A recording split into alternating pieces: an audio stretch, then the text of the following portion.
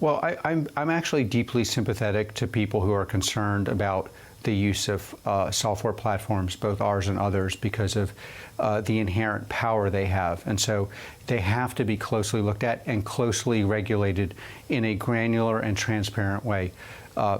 We went from being a small company to a company that powers most of the West and its key institutions, including in Homeland Security. And so there are really important questions. Under what conditions can you use the software? Who can be surveilled? How does the surveillance happen? How is the data managed? And what is the consequence of surveillance? I believe every single one of those questions has to be decided by society in an open debate, and the enforcement of which has to be clear and transparent. So that's also a software problem, and we're very highly specialized in those problems.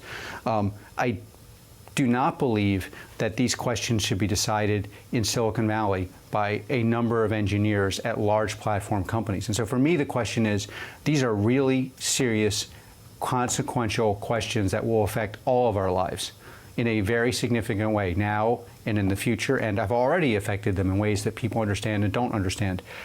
Do we want a motley crew of people in Silicon Valley who build platforms deciding which institutions work, under what conditions, what is the execution, which institutions, by the way, don't work, and under what conditions? We at Palantir have a view, which is that in societies where there is a functioning democracy, meaning that there are checks and balances enforced by a functioning judiciary, we have supplied the software, and we will continue to supply the software.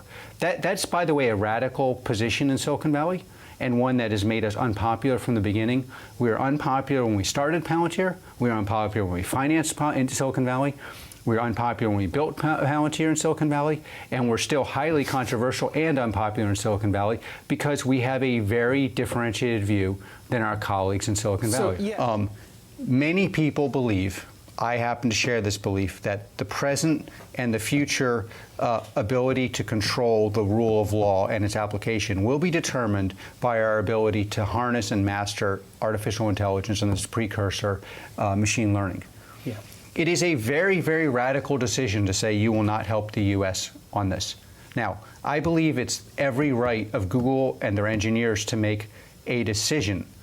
I believe that, however, that they should not be making this decision. I don't think any other consumer internet should make a decision.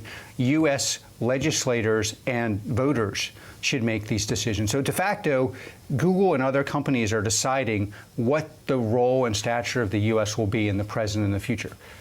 I think most people, including myself in this country and around the world, are very uncomfortable with the idea that Google and other companies will define who are the winners and losers today, tomorrow, and the day after tomorrow. Now, if that's your position, if you think that these small number of people living on an island that seems to be devoid of any of the cultural norms that the rest of us tend to share should make these decisions, that is a radical position you have to bring to the American people and explain to them why you are making these decisions. At Palantir, we have a very controversial position that makes us largely unpopular. We at Palantir believe that those decisions should be made by the U.S. legislator, by our representatives, and by the courts, and that we as citizens should agitate for views that we believe.